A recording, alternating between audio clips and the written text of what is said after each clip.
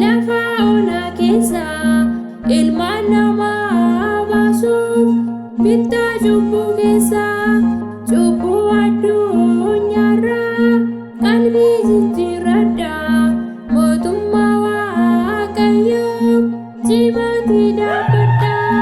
Qulqulluu Yohaanis Cuuphaa Goofta keenya Nutti lallabeera Sagalee jireenya Wangeelli jireenya dubbiin Goofta keenya Lapheeti qabannu jabaanne hundi keenya.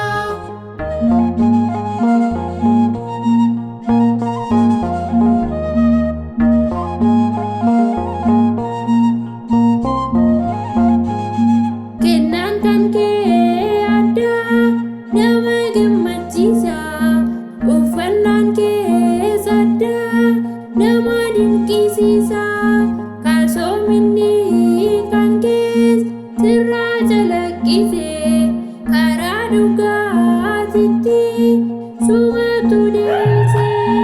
Qulqulluu Yohaanis Cuuphaa Goofta keenya Nutti lallabeera Sagalee jireenya Wangeelli jireenya dubbiin Goofta keenya Lapheeti qabannu jabaanne hundi keenya.